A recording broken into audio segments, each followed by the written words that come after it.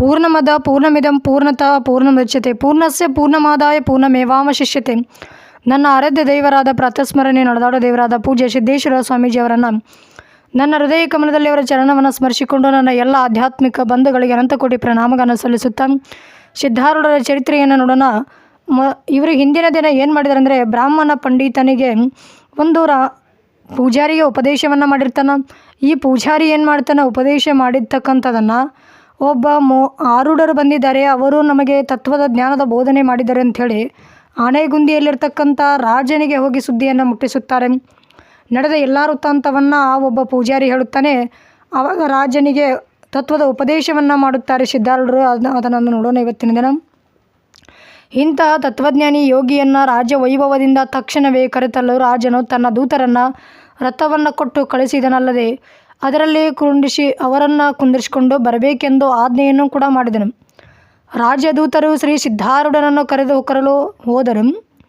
ರಾಜರು ತಮ್ಮ ಅರಮನೆಗೆ ಒಳ್ಳೆಯ ವೈಭವದಿಂದ ಕರೆದುಕೊಂಡು ಬರಲು ರಥವನ್ನು ಕೊಟ್ಟು ನಮ್ಮನ್ನು ನಿಮ್ಮ ಹತ್ತಿರ ಕಳಿಸಿರುವರು, ಆದ್ದರಿಂದ ತಾವು ರಾಜನಿದ್ದಲ್ಲಿಗೆ ಅರಮನೆಗೆ ಬರಬೇಕೆಂದು ರಾಜದೂತರು ಶ್ರೀ ಸಿದ್ಧಾರೂಢರಿಗೆ ಬೇಡಿಕೊಂಡರು.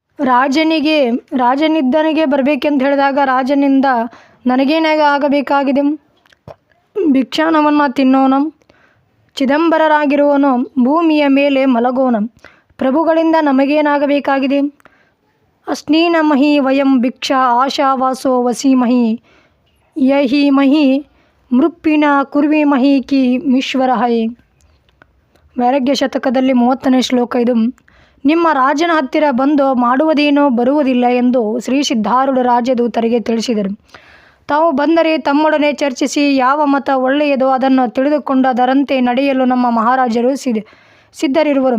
ಸ್ವತಃ ಶಂಕರನೇ ನರರೂಪದಂತಿರುವ ನಿಮ್ಮನ್ನು ಕರೆದುಕೊಂಡು ಬರಲು ರಾಜರು ನಮ್ಮನ್ನು ನಿಮ್ಮ ಬಳಿಗೆ ಕಳಿಸಿ ಕೊಟ್ಟಿದ್ದಾರೆ. ದಯಮಾಡಿ ಬರಬೇಕೆಂದು ಅಂಗಲಾಚಿ ಬೇಡಿಕೊಳ್ತಾರೆ ದೂತರು ಕೂಡ. ಸಿದ್ಧಾರೂಢರು ರಥವನ್ನು ಏರಿ ಅರಸನ ಇರತಕ್ಕಂಥ ಅರಸನಲ್ಲಿಗೆ ಬಂದರು. ಅರಸನು ಅವರನ್ನು ಬರಮಾಡಿಕೊಂಡು ರತ್ನ ಖಚಿತವಾದ ಸಿಂಹಾಸನದ ಮೇಲೆ ಕುಳ್ಳಿರಿಸಿ ಅವರಿಗೆ ಸಾಷ್ಟಾಂಗವನ್ನು ಬೆರಗಿದನು. ಇದನ್ನು ನೋಡುತ್ತಿದ್ದಂತೆಯೇ ಸಭೆಯ ಪಂಡಿತರು ಭಿಕ್ಷಾಟನೆ ಮಾಡಿ ಹೊಟ್ಟೆ ತುಂಬಿಸಿಕೊಳ್ಳುವವನಿಗೆ ರಾಜ್ಯ ಮರ್ಯಾದೆ ಕೊಟ್ಟಿದ್ದು ನಮ್ಮೆಲ್ಲರಿಗೂ ಅಪಮಾನ. ನಮಗಿಂತಲೂ ಕಡಿಮೆ ವಯಸ್ಸಿನ ಈ ಭಿಕ್ಷುಕ ಹುಡುಗನಿಗೆ ರತ್ನ ಖಚಿತ ಸಿಂಹಾಸನ ಕೊಟ್ಟು ಗೌರವಿಸಿದ್ದು ನಮ್ಮೆಲ್ಲರಿಗೂ ಅಪಮಾನ ಎಂದು ರಾಜನ ಪಂಡಿತರು ಅರಮನೆಯಲ್ಲಿರ್ತಕ್ಕಂಥ ಪಂಡಿತರಿಗೆ ಅಸೂಯೆ ಪಡ್ತಾರೆ. ತಮ್ಮಲ್ಲಿ ಈ ಥರ ಮಾತಾಡ್ಕೊಳ್ತಿರ್ತಾರಲ್ಲ ಅಸೂಯೆ ಪಟ್ಕೊಂಡು. ಈ ಮಾತುಗಳನ್ನು ಶ್ರೀ ಸಿದ್ಧಾರೂಢರಿಗೆ ಗೊತ್ತಾಯಿತು. ಕೂಡಲೇ ಆ ಅರಸನಿಗೆ, ಎಲೆ ರಾಜನೇ, ನಿನ್ನ ರಾಜ್ಯ ಸಭೆಯಲ್ಲಿ ನಿಜವಾಗಿ ಪಂಡಿತರಿರುವುದಿಲ್ಲ. ಕೆಲವರು ಹಣದ ಭಿಕ್ಷೆಗಾಗಿ ಬಂದಿರುತ್ತಾರೆ, ಕೆಲವರು ನಾಯಿಯಂತೆ ಎರಡನೆಯವರನ್ನು ಕಂಡು ಕೂಡಲೇ ಆಗದವರಾಗಿದ್ದಾರೆ, ಕೆಲವರು ಹಂದಿಯಂತೆ ನಿನ್ನ ಹಣವನ್ನೆಲ್ಲ ಭಕ್ಷಿಸುವವರಾಗಿದ್ದಾರೆ. ನಿನಗೂ ನಿನ್ನ ಸಭೆಗೂ ಅಮಂಗಳವನ್ನು ತಂದಿದ್ದಾರೆ, ಅವರ ಬಗ್ಗೆ ಎಚ್ಚರದಿಂದ ಇರಬೇಕು ಎಂದು ಎಚ್ಚರಿಕೆ ಕೊಟ್ಟರು. ರಾಜನೇ, ನೀನಿಲ್ಲ, ಇದು ನೀನಲ್ಲ. ಈಗ ಏನು ಕಾಣ್ತಿಯಲ್ಲ ಅದು ನೀನಲ್ಲ, ಯಾವುದು ಕಾಣಂಗಿಲ್ಲ ನೋಡೋದು ನಿಜವಾಗ್ಲೂ ನೀನಾಗಿರ್ತೆ ಅಂತ ರಾಜನಿಗೆ ಹೇಳ್ತಾರೆ. ಅಂದರೆ ಇಲ್ಲಿ ಅವರು ಆತ್ಮದ ದೃಷ್ಟಿಯಲ್ಲಿ ಹೇಳುತ್ತಿರ್ತಾರೆ. ಎಲ್ಲಿರುವೆಂದಾಗ ಕೈಯನ್ನು ಎದೆಯ ಮೇಲೆ ಹಚ್ಚಿ ನೀನು ಎಂದು ತೋರಿಸುವುದು ನೀನಲ್ಲ. ಎದೆ ನಿನ್ನದಲ್ಲ, ಕಾಲು ನಿನ್ನದಲ್ಲ, ತಲೆ ನಿನ್ನದಲ್ಲ, ಅವೆಲ್ಲ ನಿನ್ನ ಶರೀರದ ಅವಯವಗಳು. ಕೊನೆಗೆ ಏನು ಉಳಿಯುವುದೋ ಅದೇ ನೀನು. ಕೊನೆಗೆ ಆಸೆ ಆತ್ಮ ಸ್ವರೂಪನು. ಕೊನೆಗೆ ಆಸೆ ಉಳಿದಿರ್ತದೆ, ಆಸೆನೂ ಹೋಗಿ ಏನು ಉಳಿತಂದ್ರೆ ಆತ್ಮ ಸ್ವರೂಪ ಉಳಿತದ, ತಾನೇ ತಾನಾಗುವುದು. ಅದು ಪರಮಾತ್ಮನ ಪರಮಧಾಮದಿಂದ ಬಂದಿರತಕ್ಕಂಥ ಆತ್ಮ ಬಂದು ನೀನು ಪರಮಾತ್ಮನ ಅಂಶ ಎಂಬುದನ್ನು ತಿಳಿಯುವುದೇ ನಿಜವಾದ ಜ್ಞಾನಿ ಎಂದು ಸಿದ್ಧಾರೂಢರು ಹೇಳುತ್ತಾರೆ. ಇದನ್ನು ಅರಿತ ನೀನು ರಾಜ್ಯದಲ್ಲಿ ಪ್ರಜೆಗಳಿಗೆ ಹಿತವನ್ನುಂಟು ಮಾಡು, ಅವರೆಲ್ಲರಿಗೂ ಪರಮಾತ್ಮನಾಗು. ಆದ್ದರಿಂದ ಮೊದಲು ಜಿತೇಂದ್ರಿಯನಾಗು, ಇಲ್ಲದಿದ್ದರೆ ರಾಷ್ಟ್ರಗಳು ನಗರಗಳು ಸಮೃದ್ಧವಾಗಿದ್ದರೂ ಹಾಳಾಗಿ ಹೋಗುವು. ನಿರಪರಾಧಿಗಳನ್ನು ದಂಡಿಸಬಾರದು, ಅಪರಾಧಿಗಳನ್ನು ದಂಡಿಸದೇ ಬಿಡಬಾರದು. ಇಲ್ಲದಿದ್ದರೆ ಅರಸನ ಅಪಕೀರ್ತಿಯನ್ನು ಕೂಡ ಪಡೆಯುವನು. ಈ ರೀತಿ ರಾಜನ ಒಂದು ರಾಜನೀತಿಯ ಬಗ್ಗೆ ಆರೂಢರು ಅವರಿಗೆ ಬೋಧನೆಯನ್ನು ಮಾಡುತ್ತಾರೆ. ಅವನು ನರಕದಲ್ಲಿ ಬೀಳುತ್ತಾನೆ, ಪ್ರಜೆಗಳನ್ನು ಮಕ್ಕಳಂತೆ ಪಾಲಿಸಬೇಕು.